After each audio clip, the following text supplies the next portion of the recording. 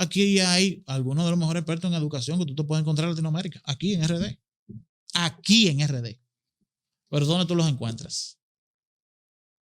De los colegios bilingües. Claro.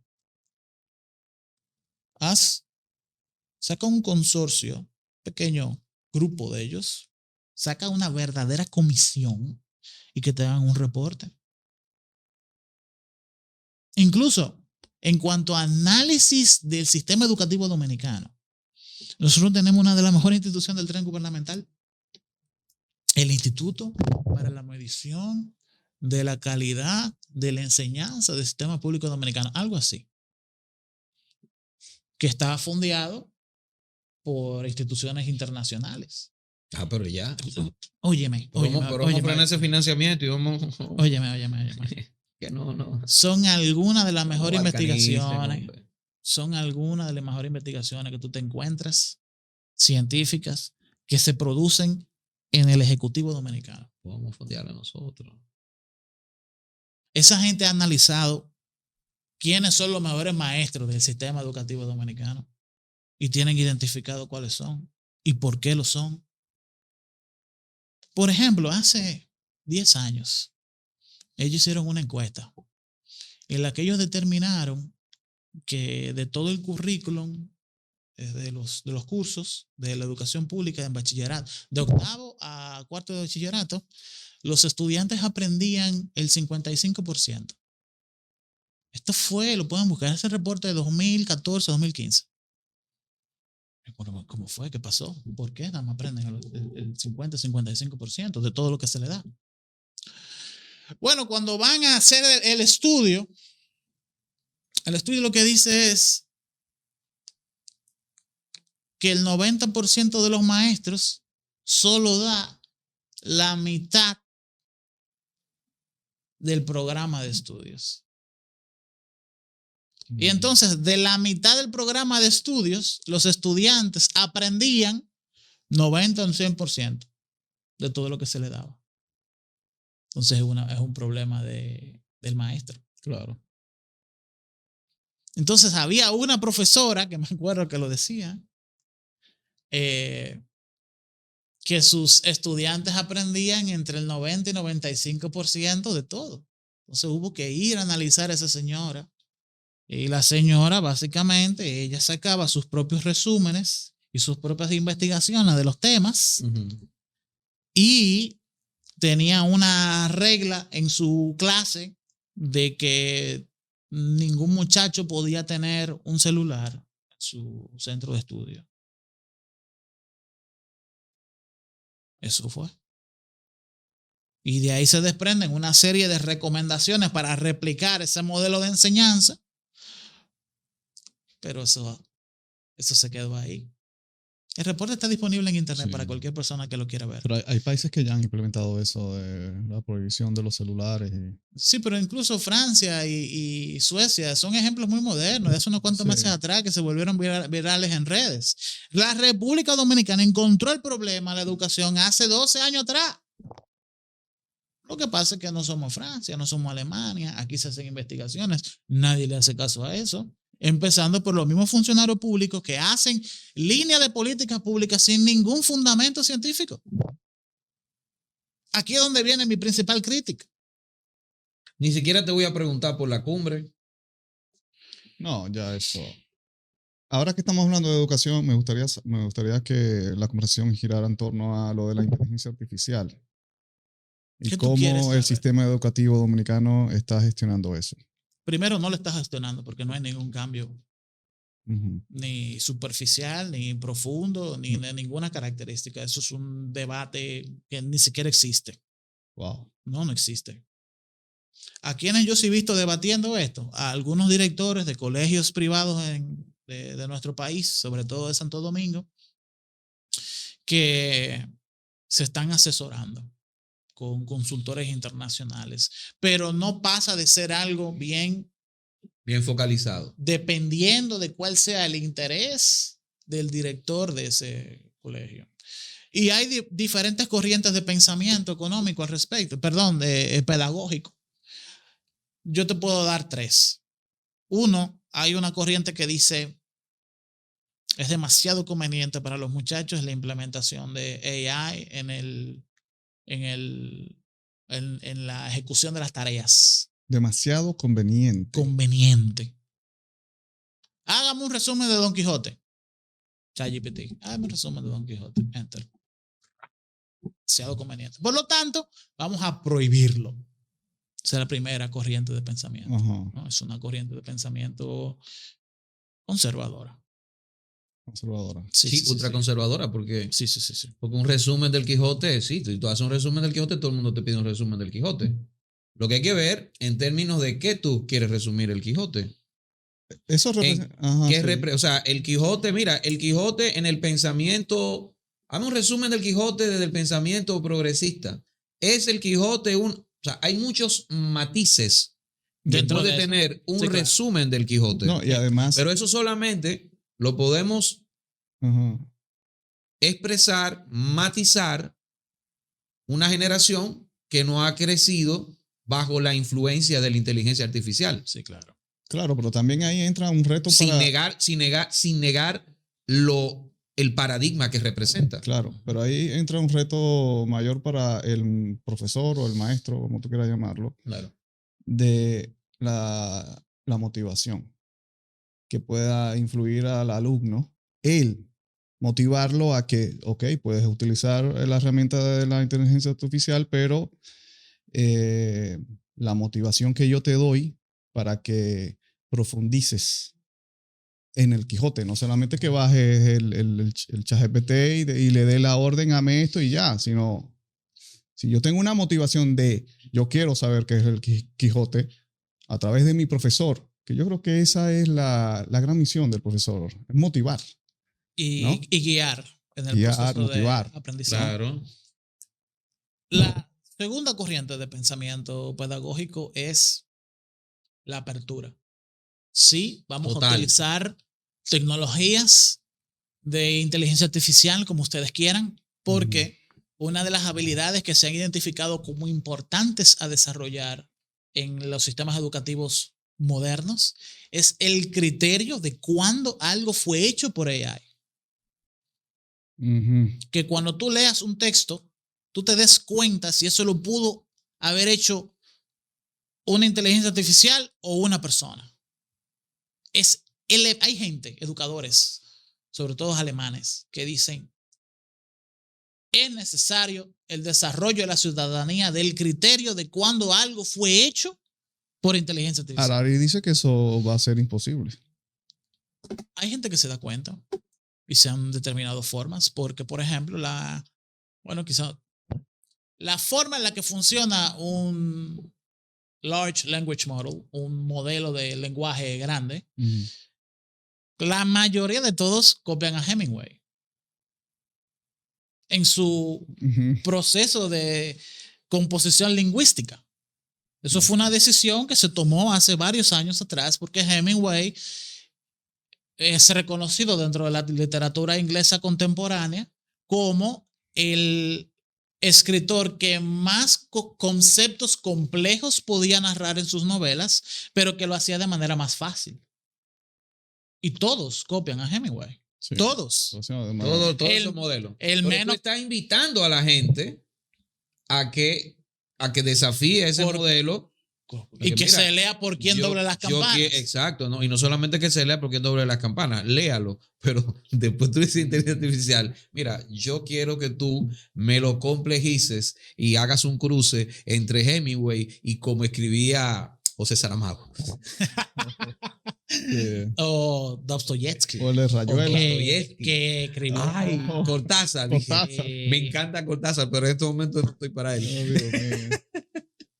Entonces. Ahora, pero eso, porque lo que dice Edwin, nosotros quizás podamos tener esa capacidad de identificar eso, ¿no? Pero, y esta generación que ya creció con está creciendo con la inteligencia artificial, no tiene referencia más que la inteligencia artificial que va a pasar. Sí. Se pierde el criterio. ¿Cómo puede identificar? No tiene referencia. No hay vehículos o medios para formar el criterio. Ya. Entonces, aquí viene la tercera corriente de pensamiento pedagógica que hay hoy día. Hay que eliminar totalmente el acceso de los estudiantes a las herramientas de inteligencia artificial, desde la preprimaria y primaria y bachillerato hasta, Me caso con eso. Yo también. Guerrilla, vamos por la montaña. Las armas. La FARC. hasta cuarto de bachillerato. Nítido.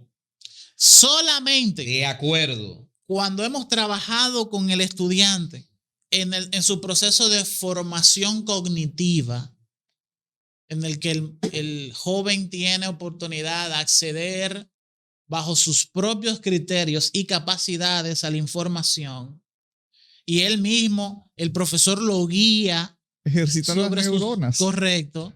Entonces, cuando tiene un criterio formado de su propia mente, en el último proceso le vamos a entrenar para que aprenda la utilización de inteligencia artificial para que pase a la universidad capacitado correctamente. Exacto, eso es lo más lógico. Yo me encuentro la última perspectiva como la mejor. Y dentro de la mejor, entiendo que el método Montessori es el más apropiado. ¿Por qué? Porque el método Montessori Mira es que más aquí es muy apropiado. popular, ¿ah?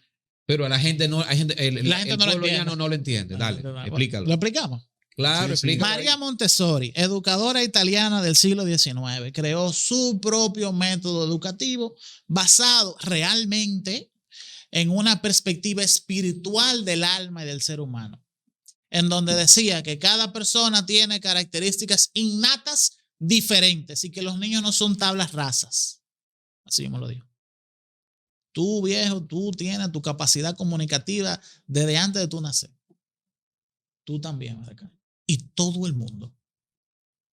De ahí es donde viene Stephen Pinker, el famoso psicólogo científico neuronal, con su tema de tablas rasa también, uno de los mejores libros del siglo XXI, donde le da cabal científico a lo que dijo María Montessori hace 110 años atrás. Ya. Ok.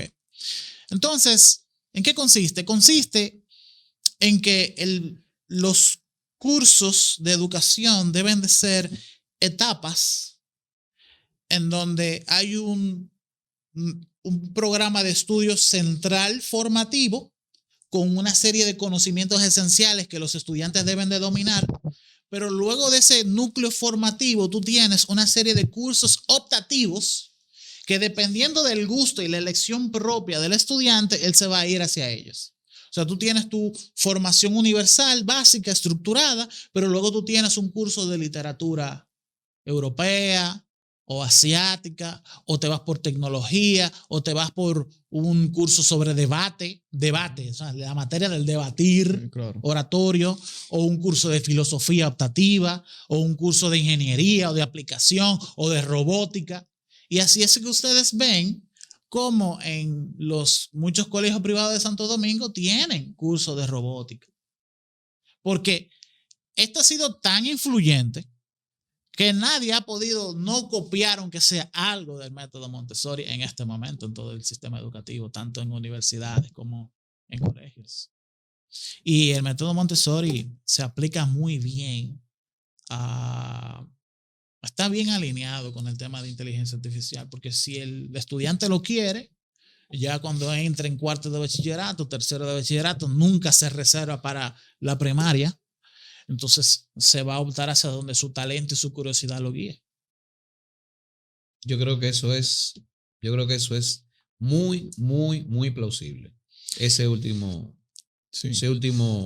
Claro, los intereses económicos que ya se están formando alrededor de la inteligencia artificial no va a permitir eso.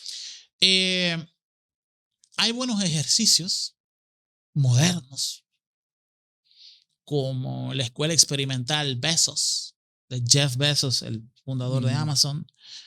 Un proyecto donde el objetivo de ahí era, les recomiendo a cualquiera buscarlo, el objetivo era buscar cuál era el sistema educativo ideal científicamente demostrado.